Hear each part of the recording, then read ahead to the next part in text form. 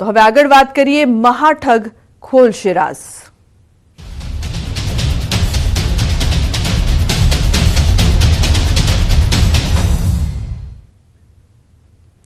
તો મહાઠગ ભૂપેન્દ્ર ઝાલા કેસમાં મોટો ખુલાસો। ભૂપેન્દ્ર ઝાલાના નિવેદન સહિતની પ્રક્રિયા રાતભર ચાલી, જેમાં પૂછપરછમાં થયો છે મોટો ખુલાસો। મહાઠગ મોટા ભાગની વાતોને પોલીસ સમક્ષ નકારી રહ્યો છે।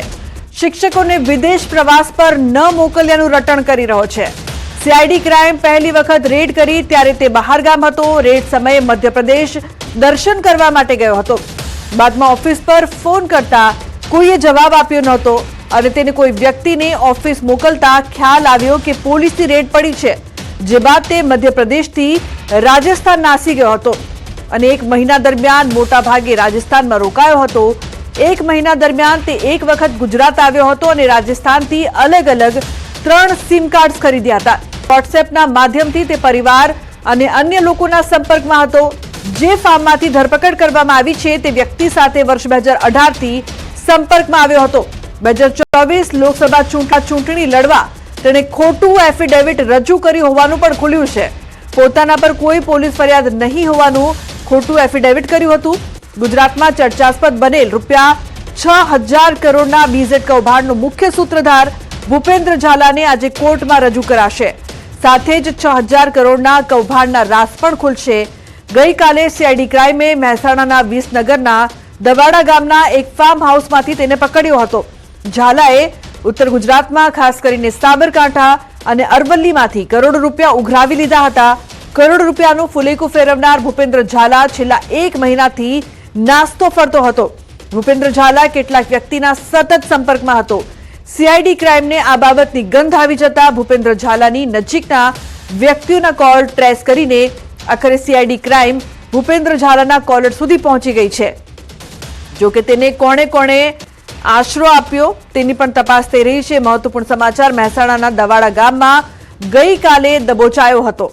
તો ઉલ્લેખનીય છે કે ફાર્મ હાઉસમાંથી ઝડપાયો છે ભૂપેન્દ્ર ઝાલા મહાઠગ। તો 2024ની લોકસભાની ચૂંટણી લડવા પણ ખોટું એફિડેવિટ, અનેક ખુલાસા થયા છે। મૌલિક જોડાયા છે વધુ માહિતી માટે। મૌલિક, એક બાદ એક જે ખુલાસા થઈ રહ્યા છે ને આવનારા સમયમાં પણ મહાઠગ રાઝ ખોલે અનેક એવી શક્યતા છે, શું અપડેટ્સ આપની પાસે?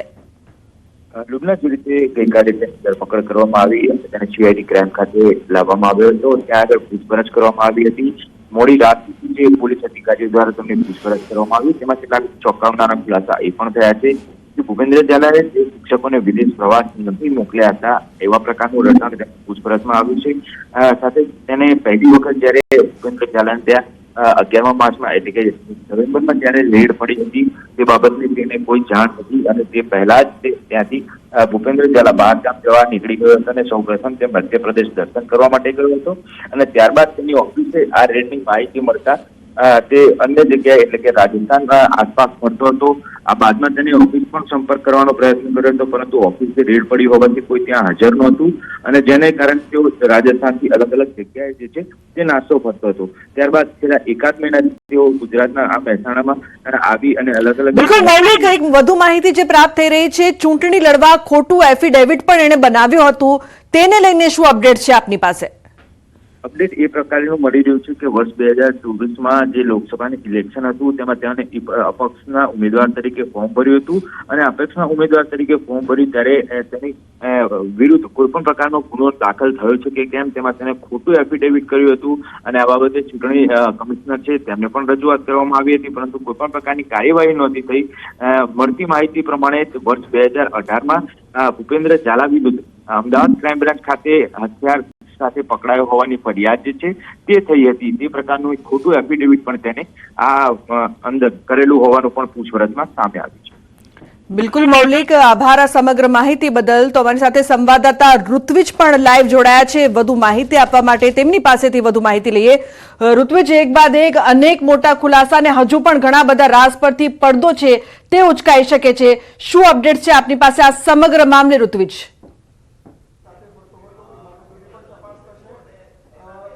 હજી વાત કરીએ તો ગઈકાલે જે પ્રકારે ભૂપેન્દ્ર ઝાલાની ધરપકડ કરવામાં આવી હતી ને ત્યારબાદ અલગ અલગ મુદ્દાઓને લઈને તેની હાલ પૂછપરછ શરૂ કરવામાં આવી છે. આપ જોઈ શકો છો અહીં તપાસ કરતા અધિકારીઓ છે તે પણ અહીં આવી પહોંચ્યા છે અને તેમના દ્વારા આ મામલે પૂછપરછ કરવામાં આવી રહી છે. સૌથી મહત્વની બાબત તો એ છે કે જે પ્રકારે સીઆઈડી ક્રાઇમમાં ગુનો દાખલ કર્યો ત્યારબાદ તે ક્યાં ફરાર થયો હતો, કઈ કઈ જગ્યાએ રોકાયો હતો, કોની તેણે મદદ લીધી હતી, તેની સાથે કોણ સંપર્કમાં હતું, આ તમામ બાબતોની પૂછપરછ છે તે હાલમાં પોલીસ દ્વારા કરવામાં આવી રહી છે. ક્યાંક ને ક્યાંક જે મોડી રાત છે તેની પૂછપરછ કરવામાં આવી હતી તેમાં કેટલીક હકીકતો પણ સામે આવી છે કે જે પ્રથમ રેડ કરવામાં આવી હતી સીઆઈડી ક્રાઇમ દ્વારા જ્યારે તેની ઓફિસ પર, ત્યારબાદથી તે ફરાર થઈ ગયો હતો અને મધ્યપ્રદેશ, રાજસ્થાન સહિતના જે અલગ અલગ રાજ્યોમાં છે તે ફરતો રહ્યો હતો અને ખાસ કરીને તે તકેદારી રાખતો હતો કે પોલીસ તેની સુધી પહોંચે નહીં અને તે પોલીસ તેના સુધી પહોંચે નહીં તે માટે આ જે આરોપી છે ભૂપેન્દ્ર ઝાલા તે અલગ અલગ એપ્લિકેશન થકી તેના જે વકીલ છે, તેના પરિવારજનો છે તેની સાથે સંપર્કમાં રહેતો હતો.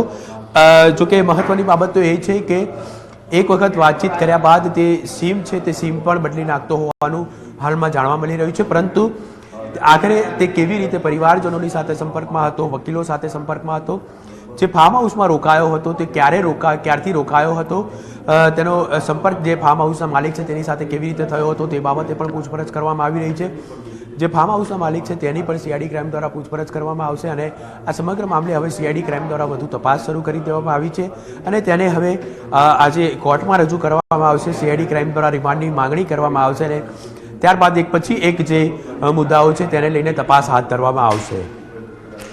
બિલકુલ ઋત્વિજ, જે પ્રકારથી જે માહિતી સામે આવી છે કે ફાર્મ હાઉસમાં રોકાયો હતો, આ ફાર્મ હાઉસનો માલિક કોણ છે તે અંગે કોઈ વધુ જાણકારી પ્રાપ્ત થઈ રહી છે અને શું તેમની પૂછપરછ કરવામાં આવી છે ખરી?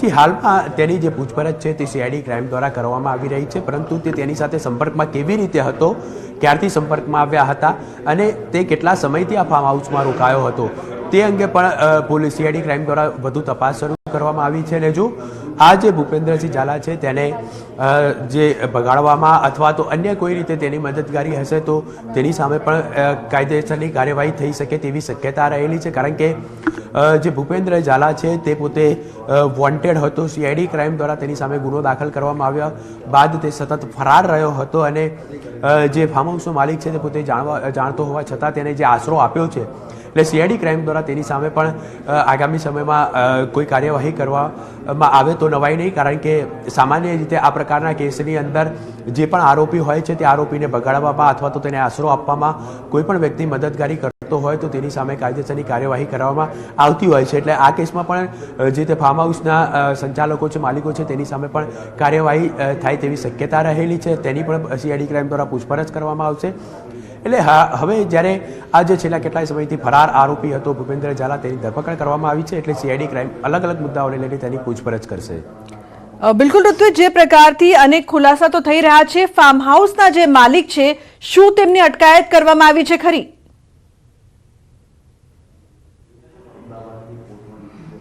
હાલમાં તેની અટકાયતને લઈને કોઈ પણ પ્રકારની સત્તાવાર રીતે જાહેરાત સીઆઈડી ક્રાઇમ દ્વારા કરવામાં આવી નથી, પરંતુ તેની પૂછપરછ કરવામાં આવી રહી છે. કારણ કે મહત્વની બાબત તો એ છે કે આ જે ભૂપેન્દ્ર ઝાલા છે તેને છુપાવવામાં, તેને મદદગારી કરવામાં અથવા તો તેને ફાર્મ હાઉસ પર રાખવામાં તેની કોઈ રોલ છે કે કેમ, તેની કોઈ ભૂમિકા છે કે કેમ તે એક વખત સ્પષ્ટ થાય પછી આગળની કાર્યવાહી થઈ શકે છે.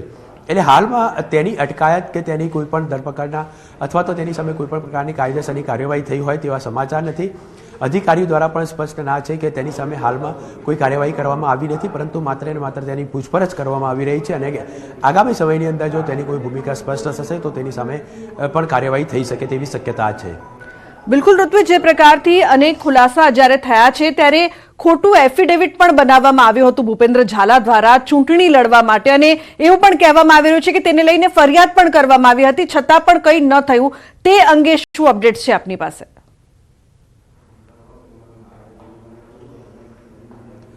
જી, હવે જ્યારે તેની પૂછપરછ દરમિયાન એક પછી એક ખુલાસા થઈ રહ્યા છે એટલે સીઆઈડી ક્રાઇમ દ્વારા આ મામલે પણ તપાસ કરવામાં આવશે કે તેને જે એફિડેવિટ રજૂ કર્યું હતું તો એફિડેવિટની અંદર કોઈ પણ પ્રકારની ખોટી વિગતો દર્શાવી છે કે કેમ બનાવટી દસ્તાવેજો બનાવ્યા છે કે કેમ, અથવા તો જે તે ચૂંટણી અધિકારી છે તેને ગેરમાર્ગે દોરવા માટે અન્ય કોઈ પ્રયત્ન કર્યા છે કે કેમ. આ તમામ બાબતોની તપાસ છે તે હવે સીઆઈડી ક્રાઇમ દ્વારા કરવામાં આવશે. સીઆઈડી ક્રાઇમ દ્વારા જરૂર પડે કેટલીક વિગતો છે તે પણ જે તે વિભાગ પાસે મંગાવવામાં આવશે અને આગળની જે કાર્યવાહી છે તે કાર્યવાહી કરવામાં આવશે. તેને જો એફિડેવિટમાં કોઈ પણ પ્રકારની ખાસ કરીને જો છેડછાડ કરી હશે તો તે અંગે પણ તપાસ કરવામાં આવશે અને તેને લઈને પણ કાયદેસરની કાર્યવાહી છે તે સીઆઈડી ક્રાઇમ દ્વારા કરવામાં આવશે. બિલકુલ ઋત્વિજ, આભાર આ સમગ્ર માહિતી બદલ. તો અનેક ખુલાસા થાય તેવી શક્યતા.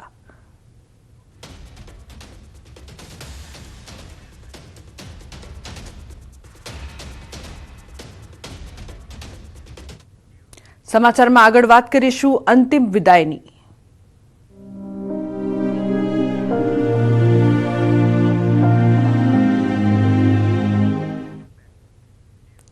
તો દેશના પૂર્વ પ્રધાનમંત્રી ડોક્ટર મનમોહન સિંહના અંતિમ સંસ્કાર આજે સવારે 11:45 વાગે કરવામાં આવશે.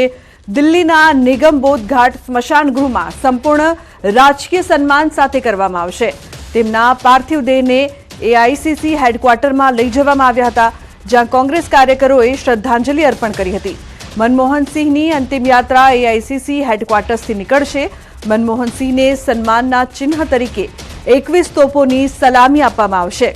તો દેશના રાષ્ટ્રપતિ, ઉપરાષ્ટ્રપતિ, વડાપ્રધાન, લોકસભા અધ્યક્ષ સહિતના ટોચના નેતાઓ સ્મશાન ગૃહમાં પુષ્પાંજલિ અર્પણ કરશે.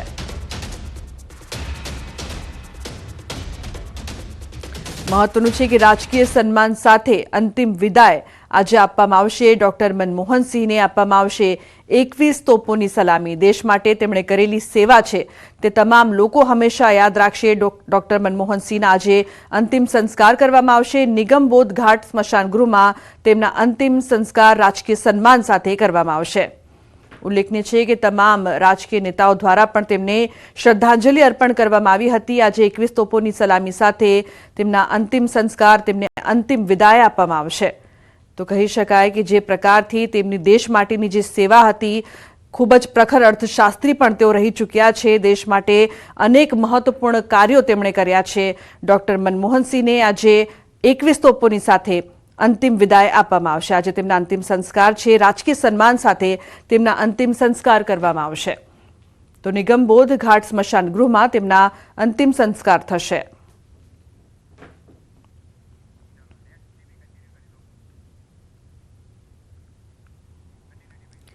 તો અમદાવાદ મહાનગરપાલિકાની સામાન્ય સભા મળી હતી, જેમાં પૂર્વ વડાપ્રધાન મનમોહન સિંહના દુઃખદ નિધનને લઈને 2 મિનિટનું મૌન પાડી શ્રદ્ધાંજલિ પાઠવવામાં આવી હતી.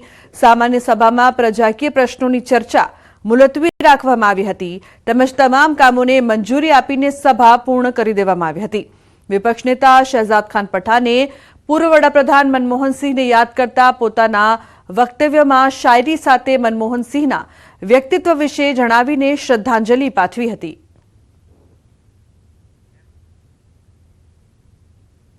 दिल मिलना हमेशा ये उनके फैले हुए पंख बोलते हैं. परिंदों को मंजिल मिलेगी हमेशा ये उनके फैले हुए पंख बोलते हैं. वही लोग रहते हैं खामोश अक्सर जमाने में जिनके हुनर बोलते हैं. कहानी अपनी मेहनत से अपने तकदीर लिखने वाली दुनिया के महान लोगों में दर्ज होगी और लोगों को प्रेरित करेगी. તો જે પ્રકારથી તેમને આજે અંતિમ વિદાય આપવામાં આવનાર છે, મનમોહન સિંહને શ્રદ્ધાંજલિ તમામ લોકો પાઠવી રહ્યા છે, તેમને યાદ કરી રહ્યા છે.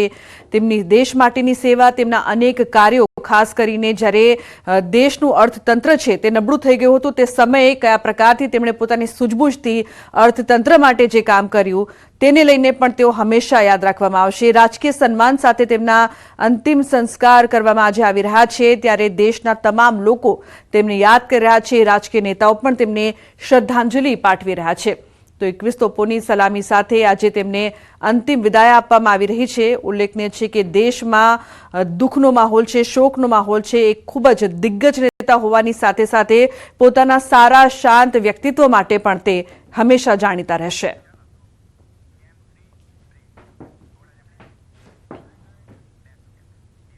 સમાચારનો પ્રવાહ યથાવત રહેશે. હાલ રોકાઈશું એક બ્રેક માટે. આપ જોતા રહો ન્યૂઝ 18 ગુજરાતી.